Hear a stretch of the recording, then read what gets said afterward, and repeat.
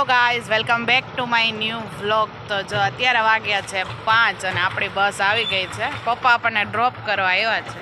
વહેલે 4 વાગે ઉઠી હતી અને હવેથી અઠવાડિયું લાગી આ ટાઈમ રહેશે કોલેજનો. વહેલી સવારે 5 વાગે જવાનું એટલે 7 વાગે ત્યાં પહોંચી જાય. અને આજે એક ટ્રીપ પણ છે ને વિઝિટ પણ કહી શકાય, એટલે બેમાં મજા આવશે. આજે એક નવી જગ્યાને એક્સપ્લોર કરવાની છે અને ત્યાં એક્સરસાઇઝ ને એવું બધું છે, બધું વસ્તુ જોવાની છે. હિલ સ્ટેશન જેવું છે એમ કહે છે. મોરબી સાઈડ આવ્યું છે, નામ તો હજી મને નથી ખબર પડશે એટલે હું આગળ કહીશ. Good morning. હમણાં વહેલી ગુડ મોર્નિંગ થઈ જાય ને.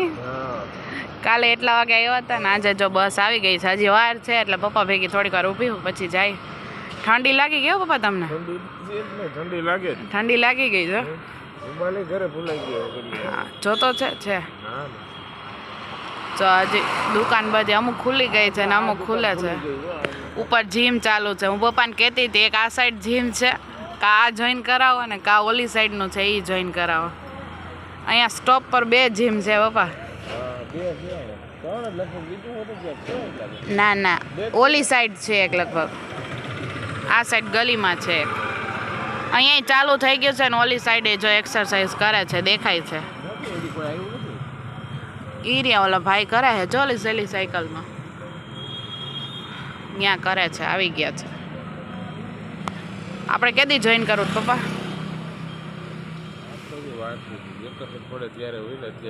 અત્યારે ટાઈમ નથી ને. આજે 7 વાગે આવીશું. આજ 7 વાગી જાય કારણ કે અહીંયાથી જ આમ 3:30 4 વાગે આવશું, પછી સેકન્ડ શિફ્ટમાં આવીશ. હાલો 7 વાગે મેળા, બીજું શું. હાલો બાય બાય. ઠંડી લાગી ગઈ છે. હા હવે આવશે, હજી તો વાર છે ને 5 મિનિટ.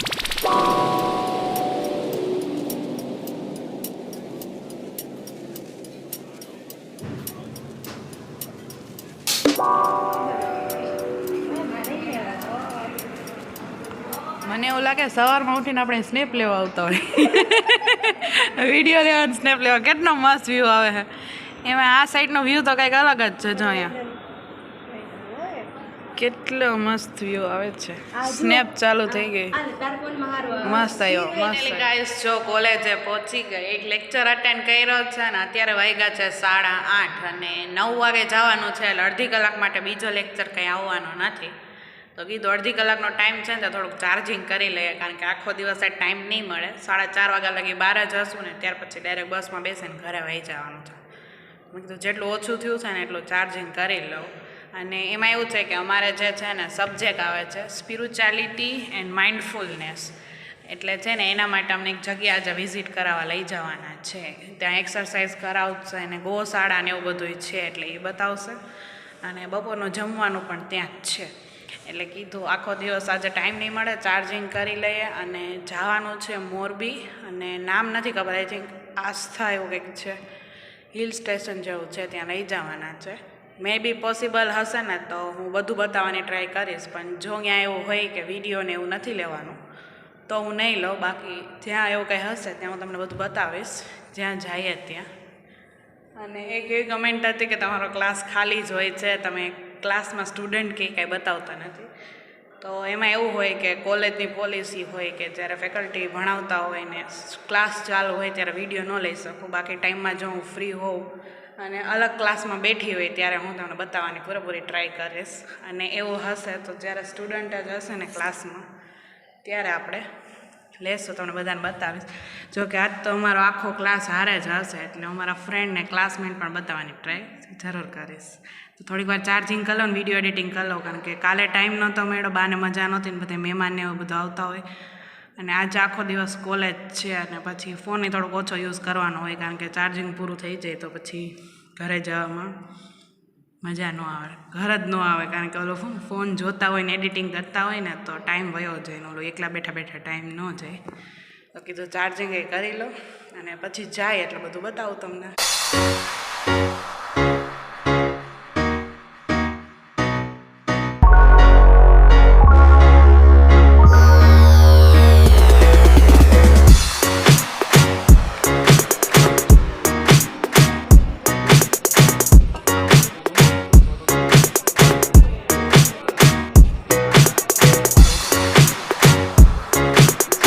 આશ્રમમાં આવ્યા હતા અને આ સાઈડ ધ્યાન ધરવાનું હતું ને ઓલી સાઈડ છે ને જમવાનું ને એનો હતો, પ્રસાદી લેવાની હતી, એ લઈ લીધી ને આ સાઈડ આટા માર્યા છે. ફ્લાવર કેટલા મસ્તના છે જો. અને આ સાઈડના છે ને આવું છે બેસવાનું. 7 ચક્રસ છે આ બધા, એમ કે આ સાઈડ આપણી બોડીમાં છે ને કુલ 7 ચક્રસ હોય, એમાંથી એ જ રીતે છે ને આવી રીતે ચક્રસ બનાવ્યા છે અલગ અલગ. અને બહુ મસ્ત વ્યૂ આવે છે અહીંનો. ક્યાંય બેસાય એવું નથી કારણ કે ગાર્ડન છે ને બધાય ભીના છે, પણ અહીંયા કીધું છાંયડો હોય ને ત્યાં બેસવાની મજા આવે. અહીંયા આવ્યા છે, મસ્ત વ્યૂ આવે. હો કંટાળો તો વાં હતા કે નહીં આપણે ત્યાંથી આમ ફરી ફરીને અહીંયા આવ્યા, બાકી બીજું કંઈ નવું નથી.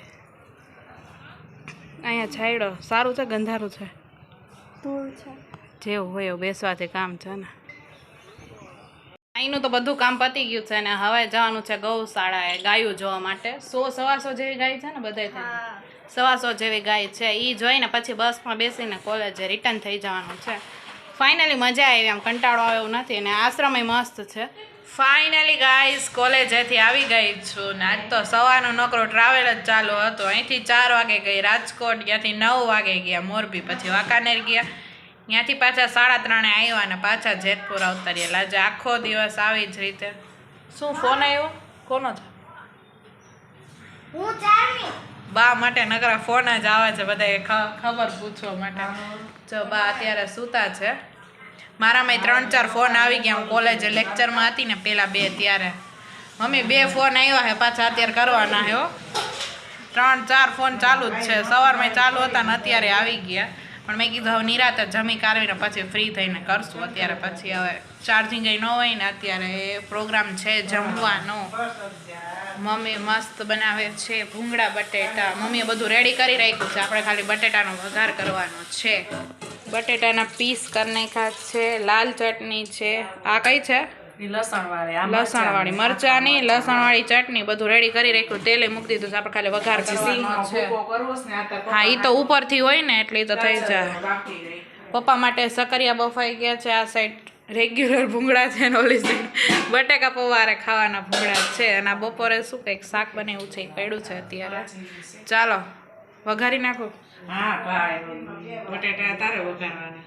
એ તો મારે જ વઘારવાના હોય. હાલો દો લઈ આવી હો. હા તો લાવ, નકર આપણે પછી બહુ યુઝ નથી કરતા, પપ્પાને ખાવું હોય ને એટલે. માંડવી સિંગનો ભૂકો કરી દઉં. હા એ કરી દે, તમે વઘાર કરી નાખો છે. લાવો ચાલો. વાવ ખાવાનું મન થઈ ગયું યાર. મેગી આજે બપોરે કેટલા દિવસો પછી ત્યાં પ્રસાદી લીધી. મસ્તનું જમવાનું હતું ત્યાં. બટેકાનું શાક એવું મિક્સ શાક જેવું હતું, વાલનું ગરમ શાક હતું, બહુ વાંધો નહોતો, સારું હતું જમવાનું. મસાલો આવી ગયો. રોટલી હતી, દાળ ભાત હતા, 2-3 સંભારા, રાયતા ને છાશ ને એવું હતું, એટલે ત્યાં મજા આવી. અને આમ મજા આવી ને આમ થોડો કંટાળો આવ્યો કારણ કે આશ્રમ હોય એટલે બીજું કાંઈ તો ત્યાં જોવાનું એવું કાંઈ ન હોય. ફૂલ તડકો હતો એટલે એ પ્રોબ્લેમ થતી હતી. ને જે અમે ગયા હતા ને સાવ ગામડાની આમ બારોબાર જેવો હતો. આખો રસ્તો હોય ને આખો કાચો હતો, એટલે બસ હાલે ને તો ધૂળ ઉડે, પાછળ ત્યાંથી ડમરી ચડે. એટલે હેરો છે અત્યારે કરવા પડ્યા. ઘેરી આવી ગયો છે. ભૂંગળા ખાસ લઈ લો તમે તારે. હજી ખાવાના બેસી જાય ભૂંગળા બટેટા ખાવાનું છે. હજી તો વઘારવાનું બાકી. લાલુ પ્રસાદ થઈ ગયું તાર હોમવર્ક? બા માટે બીજા આવ્યા ખીચડી. બાને ખીચડી જ ખાવાની? ના ના એવું નથી, ઘરે ગયા હતા ને બેસવા. હા તો બાપુએ કીધું છે ખીચડી બનાવું એટલે ખીચડી. બાકી પછી તો ઘી નાખી નાખડે.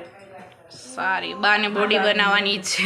આટલું બધું ઘી નાખી દીધું, ઓલા હાડકા ભેગા નહીં થતા હોય તે થઈ જાય. એમાં એવું છે કે આ ગરમ ગરમ હોય ઘી નાખીને તો એને મજા આવે. હેતે હેતે ગરમ હોય તો ખાઈ પછી ઓલું કઠણ જરીક થઈ જાય ગોળા. જોકે બાને ભૂંગળા બટેટા બહુ ભાવે, પણ આ તો સાઈડમાં એમ લાગવું જોઈએ ને કે હું બીમાર છું, એમ થોડી ખીચડી ખાઈ લઈ તો વાંધો ન આવે. ચાલો વઘાર નાખી, ફૂલ ભૂખ લાગી છે. વાગ્યા તારે બટેટા વઘારવા આપણે મિક્સર નાખું. ગાઈસ મળીએ બટેટા વઘારી પછી. ફાઇનલી ગાઈસ જો ભૂંગળા બટેકા ખાઈને ફ્રી થઈ ગયા છે. અને હજી જમી રહ્યા ને ફ્રી નહોતા થયા તા મામા ને મામી આવ્યા હતા ખબર કાઢવા માટે. એટલે એ ત્યારે બેઠા બધા થોડીક વાર અને 11 જેવું થયું છે અત્યારે. અને એ લોકો ઘરે વહી ગયા છે. અને આજે આપણે સવારના 4 વાગ્યાના ઉઠ્યા હતા, ત્યાર પછી આવી રીતે ટ્રીપમાં ગયા. અને મેઇન ક્યાં ગઈ હતી ને એનું શું મહત્ત્વ હતું તો એની વાત કરું કે એ જે હતું ને એ મોરબી વાંકાનેર સાઈડ આવ્યું. આઈ થિંક રાજકોટથી 33 કિલોમીટર દૂર જેવું થાય, 1 કલાક જેવું થાય. અને આશ્રમ હતું, બહુ અંદર હતું. નેટવર્ક ને બધું બહુ ઇસ્યુ હતો, નેટવર્ક અહીં ત્યાં નહોતું આવતું. અને એ સ્પેશિયલી યોગા માટેનું હતું. અને ત્યાંથી પછી છે ને અમને જે ઓલા ધ્યાન કરવા માટે હોલમાં લઈ ગયા હતા ને, એનો મેઇન બેનિફિટ એ હતો કે આપણે લોકો જ્યારે કાંઈ બી મૂર્તિની પ્રાણ પ્રતિષ્ઠા કરતા હોય ને તો એ પાછળથી કરતા હોય. અને એ જે મૂર્તિ હતી ને એની પ્રાણ પ્રતિષ્ઠા એ રીતે થઈ હતી કે જ્યારે એ વ્યક્તિની મૂર્તિ જે બેસાડી છે ને ત્યારે એને જીવતા જીવ પ્રાણ આપ્યા છે. એટલે ત્યાંની ફિલિંગ અને ઓરા કંઈક અલગ જ હતો, એમ કે પોઝિટિવ વાઇબ આવે ત્યાંની. કારણ કે એને પોતાના જ પ્રાણ એની અંદર જીવતા જીવ પ્રાણ પ્રતિષ્ઠા કરી છે એવું ત્યાં અમને જઈને કીધું. અને એને કીધું કે આપણી બાજુમાં પણ ઘણી એવી વાઇબ હોય, એમ કે અમુક પોઝિટિવ હોય, નેગેટિવ હોય. આપણે કોઈની ઘરે જતા હોય તો અમુકની ઘરે આપણને મજા આવે, પોઝિટિવ વાઇબ હોય, અમુકની ઘરે નેગેટિવ વાઇબ હોય. એમ ઘરનું બધું વાતાવરણ, એટમોસ્ફિયર એ બધાનું અલગ અલગ હોય એમ.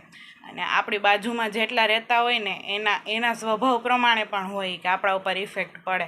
આપણે આખો દિવસમાં કેટલા લોકોને મળતા હોય અને કેટલા હારે વાતો કરતા હોય, તો જે એનો નેચર હોય ને એ આપણી હારે કનેક્ટ થાય એમ. તો આખો દિવસમાં કે અડધી કલાક તો એકલું રહેવાનું કે એકલા રૂમમાં રહેવાનું કે જ્યાં આપણી બાજુમાં કોઈ બી હ્યુમન ન હોય, એમ કોઈ માણસ આપણી બાજુમાં ન હોય. આપણે ખાલી આપણી શક્તિને જ આમ કે ફીલ કરવાની એમ, એવું બધું હતું.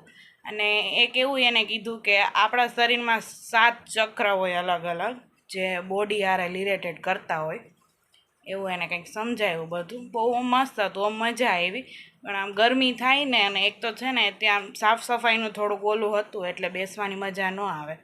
અને ગાર્ડન હતું એ ભીનું હતું એટલે ત્યાંય ન બેસી શકીએ, એટલે એ થોડોક વાંધો આવ્યો બેસવામાં ને એમ. બાકી તો મજા આવી. ગાયો હતી એને લાડવા અને ગોળ ને એવું બધું ખવડાવ્યું. અને જ્યાં અંદર ગયા હતા ને ત્યાં મોબાઈલ ને લેધરનો બેલ્ટ છે, વોચ છે, પાણીની બોટલ છે, બેગ, સોક્સ બધું બહાર કાઢી નાખવાનું હતું.